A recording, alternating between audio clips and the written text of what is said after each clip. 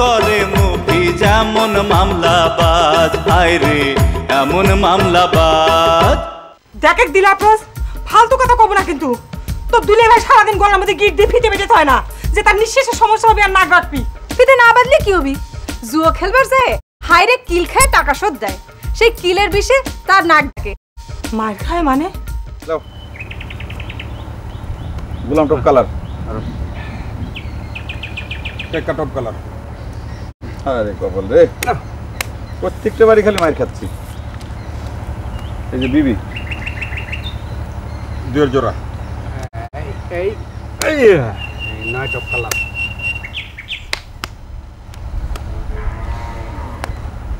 না তুই পাইছিস নাও আজকে উঠি। আজকে খেলে যে আনন্দটা পাইলাম, এই কথা যখন তোমার আপা জানতে পারবি তখন সে খুব খুশি হবে। হ, আজ তোমার লাকো খুব ফেভার করেছিল, আজ তোমার কিলো খাওয়ার লাগে। আরে ভাই এটা কি করছেন? জুয়ে খেলবে এসে টাকা শোধ করার জন্য যদি 2, 4, 5, 10টা কিলো খাওয়া লাগে, সেটা তো খারাপ লাগে না, কষ্ট লাগে না, বরং আনন্দ থাকে, সুখ থাকে। জুয়ে খেলা মিলে কথা, তাই না ভাই? এই জিনিসটা তো আপনাকে বোঝা লাগবে। তাহলে জামাই আজকে উঠি, কালকে আবার দেখা হয়নি। আদুলিটা ভালো করে রেখে দিও, কালকে খেলার আগে ওটা দিয়ে টস করা যাবে। বাহ, খুব ফাইন একটা আইডিয়া দিচ্ছেন তো ভাই। প্রত্যেকদিন তাস খেলার আগে কিটা আগে তাস বাটবি, এটা না ক্যাসাল হয়, খেলার সময় নষ্ট হয়।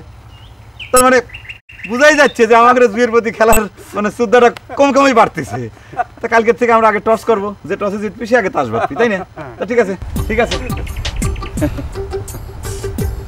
তুমি হাত বাইর করতেছো কিসের জন্য? তুমি কি প্লেয়ার নাকি তোমার সাথে হ্যান্ডশেক করা লাগবে? আর আজকে কিন্তু দর্শক হিসেবে তুমি খুব ডিস্টার্ব দিছো। খেলা দেখবে একদম চুপ করে লক মানে বসে থাকবে, কোনো ডিস্টার্ব চলবি না, নাহলে পরে কালকে কিন্তু অত্র অঞ্চলে তোমার আসা নিষেধ। সরো, স্যান্ডেলের উপর পাতে দাঁড়া হয়েছে কি উল্টপাল্টা। গেলাম।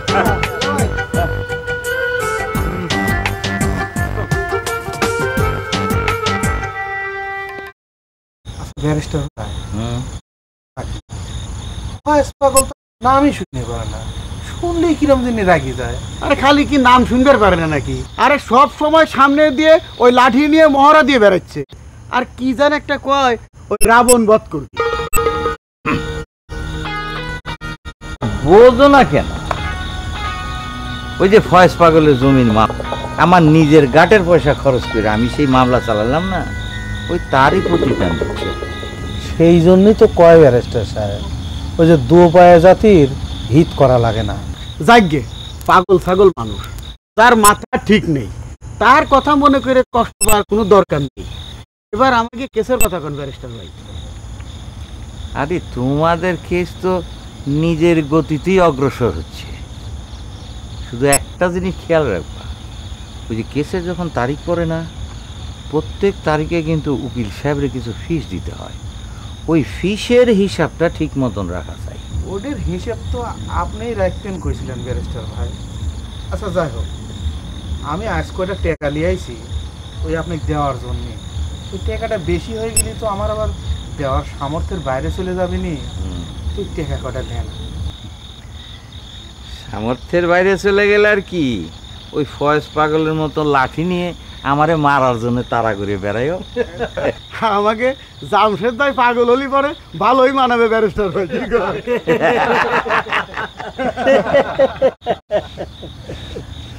আচ্ছা ব্যারিস্টার সাহেব, কি একটা কথা শুনলাম, আমাদের এলাকার শ্মশানে জমি নিয়ে কি বলে ঝামেলা চলতেছে।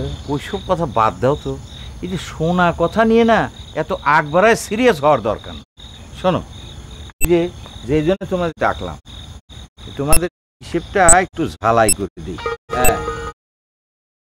বাবা, এই তোমাদের হিসেব শোনাচ্ছি, তার মানে কিন্তু এইটা না যে আমি টাকা দেওয়ার এখন দরকার নাই, খালি হিসেবটা শুনে রাখ।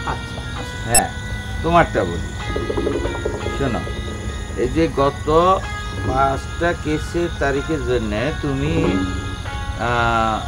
উকিল সাহেবের ফিস বাবদ দিয়েছো 2700 টাকা। আর তুমি এই যে আজকে দিলে, শোনা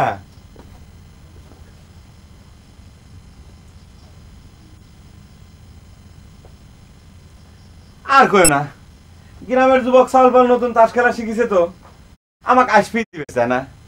সেই সন্ধ্যেতে আমি করছি যে আমি চলে যাব, তোমার বুবু অপেক্ষা করতেছে, কয় না দুলে ভাই যাবেন না, আর এক পাট খেলি। ম্যাচ লাইট নিয়ে আইছে, ম্যাচ লাইটের আলোতে কি ওই তাসের ফুটা দেখা যায়? তুমি কও শোনা।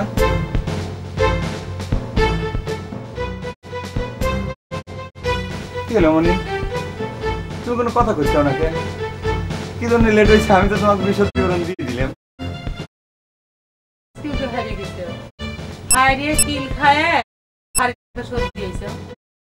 না আজকে তো কিল খেয়ে গায়ে শোধ দেওয়া লাগে নাই।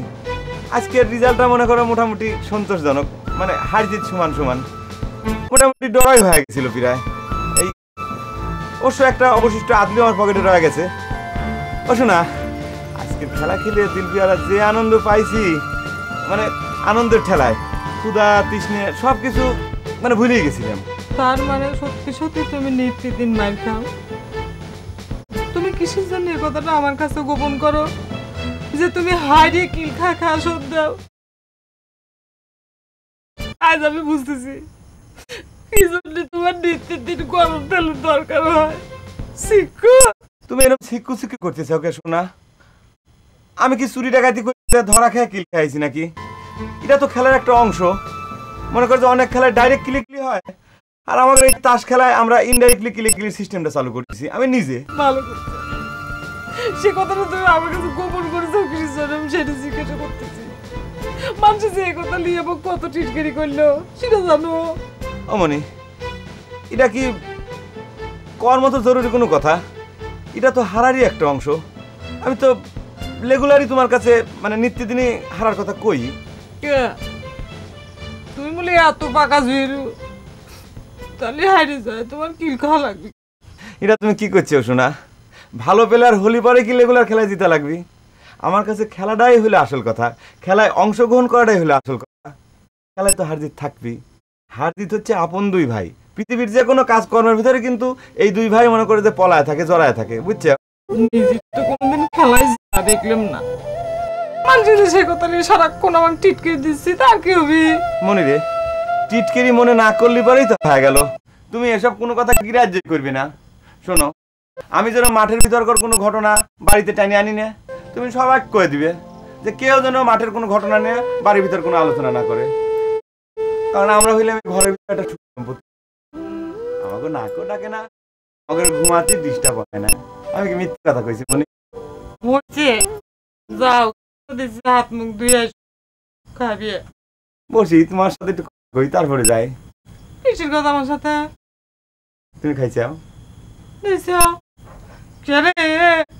তোমার তুই আমি কোনদিন খাইছি? কথা বলছো, দাও গামছা দাও।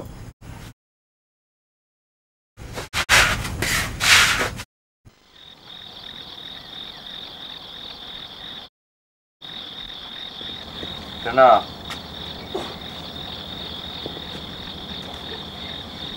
তোমার অফিস কাছারি কি সারা রাত ধরেই চলে আলমগীর হোসেন সাহেব? আসলে হয়েছে কি আব্বা, ওই যে আমাদের টিউনো সাহেব আছেন না, উনি একটা ঝামেলায় পরে একটা পরামর্শের জন্য আমার খুব করে ধরলেন। বোঝেনি তো, অফিস টাইমে ফ্রিভাবে কথা বলা তার জন্য খুব সমস্যা। আমার খুব করে ধরলেন, আর আমি তার কথা কি করে ফেলাই? বোঝেনি তো আব্বা, কাকে কখন কোন কাজে লেগে পড়ে, সেজন্য সবার সাথে একটা সুসম্পর্ক মেনটেন করে চলি। ভালো, এই যে সকলের বিপদে তুমি আগে যাও, খুব ভালো কাজ। কিন্তু তোমার সঙ্গে তো আমার একটা জরুরি কথা ছিল আলম সাহেব। কিন্তু ভাবে তো মনে হইতেছে তোমার এখন সময় হবে না। তাছাড়া ওইসব ওসিটিএনদের সঙ্গে কথা কয়ে এখন তো তোমার ব্রেনও বোধহয় ঠিক মতন কাজ করবে না। সেই আব্বা, সারাদিন এত মিটিং টিটিং করে এমন পোতা হয়ে গেছে, এত ক্লান্ত হয়ে গেছে আব্বা।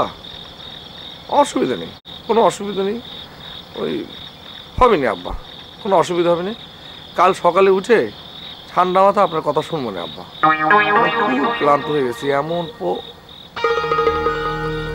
ভাই আব্বা।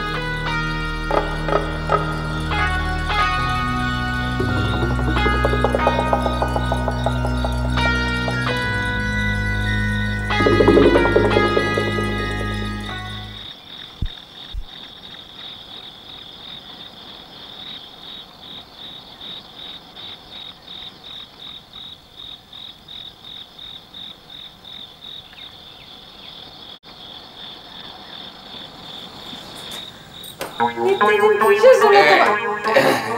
টাকাটা একটু তুলে রাখো। উন্ডা মনে হচ্ছে এবার একটা কিনাই লাগবে। যাওয়া আসার মধ্যে এত সময় চলে যায়।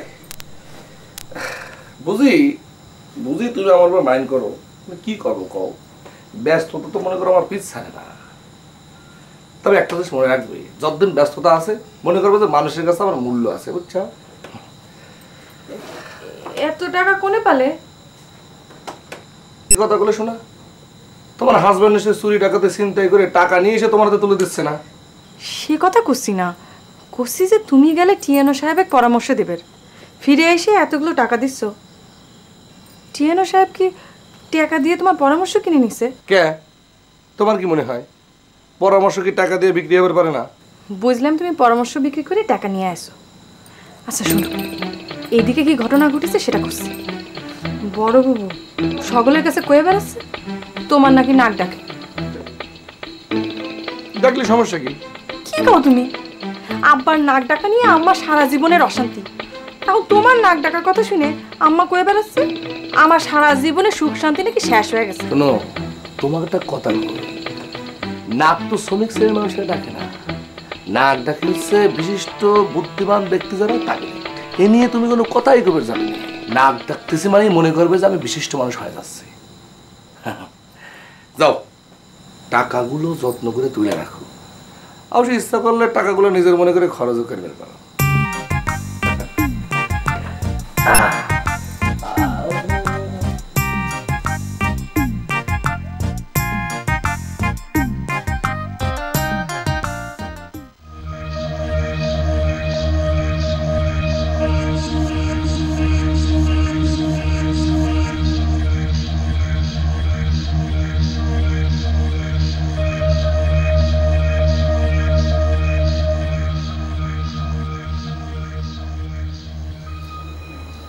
কয়দিন হয় কোর্ট থেকে খালি হাতে ফেরা হচ্ছে, ঘটনা কি?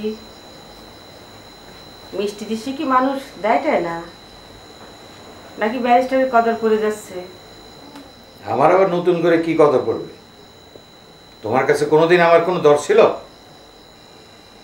আচ্ছা রাগ হচ্ছে ওকে, আচ্ছা আজকালকে ঘরের মধ্যে ব্যারিস্টার হয়ে ঢোকা হচ্ছে, তোমার সাথে কি ইরকিও করা যাবে না? সারা জীবন তো শালিকার মতন ইয়ার কি করে কাটালে, দিন দুনিয়া সংসার সন্তানের তো কোনো খবর রাখলেন। সামান্য একটু মিষ্টির কথা কওয়ায় মেলা কথা শোনা দিলে ব্যারিস্টার। আরে রাইতে খাওয়ার পর একটু মিষ্টি মুখে দেওয়ার অভ্যাস তুমি করাই দিছাও। ঠিক আছে, আর কোনোদিন কব না। সেদিন শুনলাম ফয়েজ বাগলে তারা খেয়ে মিষ্টির প্যাকেট ফেলায় পলাইছিলে, তারপর থেকে তো মিষ্টি হাতে করে আসতেছেও না, তাই কথাটা একটু জিজ্ঞেস করলাম। মিষ্টি আমি ইচ্ছে করে আনা বন্ধ করেছি। এই মিষ্টি খেয়ে খেয়ে আর সারা দুপুর ঘুম পেরে শরীরটা কি হচ্ছে সে খেয়াল আছে? এই যে তুমি সারা দুপুর ঘুম পারো, তোমার ছোট মেয়ে কি করে বেড়াচ্ছে তার কোনো খবর জানো? বেলা করে কেন ঘুম পাড়া লাগে জানো না? সারা রাত কানের কাছে মেশিন চালাই রাখো, দুই চোখের পাতে এক করতে পারিনি, প্রত্যেকদিন সকাল হয় চোখের উপর। তারপর আমার শরীরে খোটা দিচ্ছ। আগে তোমার মেশিন বন্ধ করো, তা না হলে তোমার সংসারে কোনো খোঁজ আমি নিবার পারবো না। ঘুম না হতে হতে আমার জীবনটা কালা হয়ে গেল, সারাদিন মাথা বৃষ্টি আমি বাঁচি নে।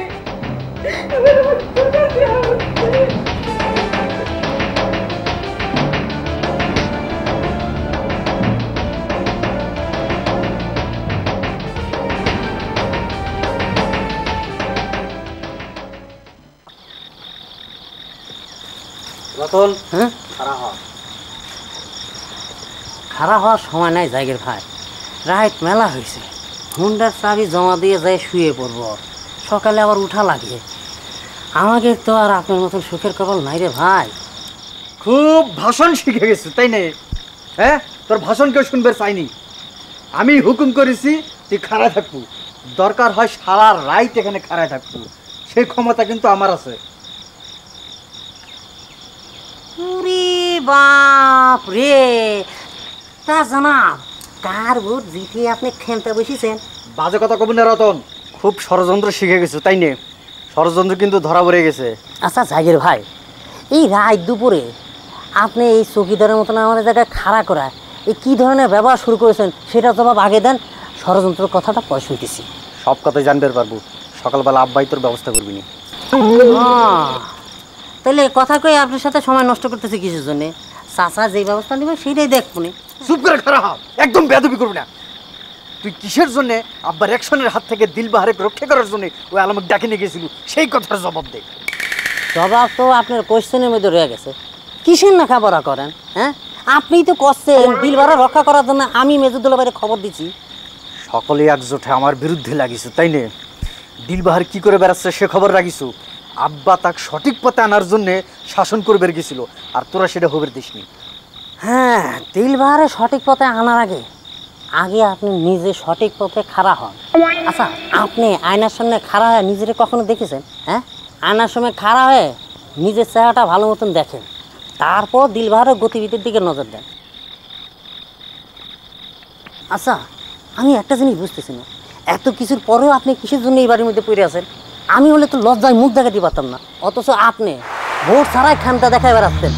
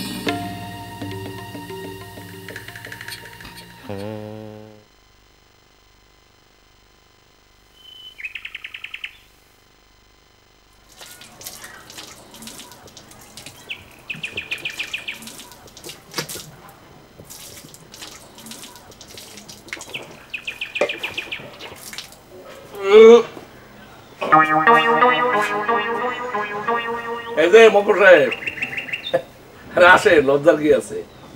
দুই ভাইরা মিলে একসঙ্গে পেটা কোপাটা সাইডে ফেলি। আসেন। না থাক, আমি যাই। আপনি ভিআইপি মানুষ, আপনার ডিস্টার্ব হয়ে পারে, আপনি হাত মুখ ধরুন। এই সকালবেলা উঠেই খোঁচাটা শুরু হয়ে গেল। আরে দুই ভাইরা এক বাড়িতে থাকি, সারাদিন কাজের সাথে দেখা সাক্ষাৎ হয় না, সেজন্য ভালো করে ডাক দিলেন আর আপনি প্রতিপক্ষ ভাইবে কথা কওয়া শুরু করে দিলেন। হ্যাঁ, যাক, আমার মতো একজন নর্মাল মানুষকে যে আপনি ভাইরা কয়া স্বীকার করলেন, মান্যি করলেন, তার জন্য আমি ধন্য হয়ে গেলাম। আপনাকেও আমি ধন্যবাদ জানাইলাম। আরে মপু ভাই, রিলেশন মানে সম্পর্কের ক্ষেত্রে নর্মাল অ্যাবনর্মাল কোনো বিষয় না। আচ্ছা দেখেন, আমি যত বড়ই হই, আমার উঠা বসা মনে করেন যত উপর মলই হোক, সেইটা বিচার করে তো আর সম্পর্ক না। বরং আপনি মাঝে মাঝে মনে করেন আমার এই পোশাক আশাক, তারপর টাই বান্ধা নিয়ে নানা রকম কটূক্তি করেছেন না? তার কোনো প্রমাণ আছে? আপনি নিজে কেন কোনোদিন সেই কথা শুনেছেন? আমাকে শ্বশুর বাড়িতে মনে করো কোনো কিছুর অভাব নেই, আমাকে শ্বশুর সাহেব আমাকে সব কিছু পরিপূর্ণ করে দিয়েছে। শুধু একটা জিনিসের অভাব, সেটা হচ্ছে কি মনে করো আমাদের কোনো শালা নেই। সেই জন্য কি আমার শালা বানানো হবি? মানুষের সহ্যের কিন্তু একটা সীমা আছে। অসহ্যের কি দেখলেন?